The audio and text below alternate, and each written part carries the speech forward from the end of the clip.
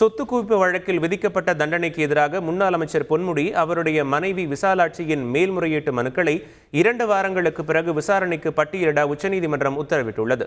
வருமானத்துக்கு அதிகமாக 1,75,00,000 ரூபாய் அளவுக்கு சொத்துக்கள் சேர்த்ததாக முன்னாள் அமைச்சர் பொன்முடி அவருடைய மனைவி விசாலாட்சி ஆகியோருக்கு எதிராக லஞ்ச ஒழிப்புத்துறை 2011ஆம் ஆண்டு வழக்கு பதிவு செய்தது. இந்த வழக்கை விசாரித்த விழுப்புரம் சிறப்பு நீதிமன்றம் பொன்முடி விசாலாட்சியை விடுதலை செய்து கடந்த 2016ஆம் ஆண்டு தீர்ப்பளித்தது. இந்த தீர்ப்பை எதிர்த்து லஞ்ச ஒழிப்புத்துறை தரப்பில் தாக்கல் செய்யப்பட்ட மேல்முறையீட்டு மனுவை விசாரித்த சென்னை உயர்நீதிமன்றம் இருவரையும் விடுதலை செய்து விழுப்புரம் சிறப்பு நீதிமன்றம் பிறப்பித்த தீர்ப்பை கடந்த டிசம்பர் 19ஆம் தேதி ரத்து செய்தது.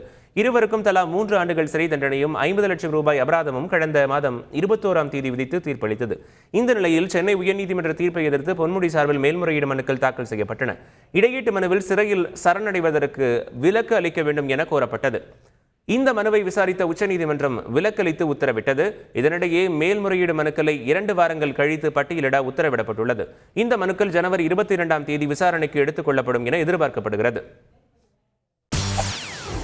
செய்திகளை உடனுக்குடன் தெரிந்து கொள்ள உடனே சப்ஸ்கிரைப் பண்ணுங்க.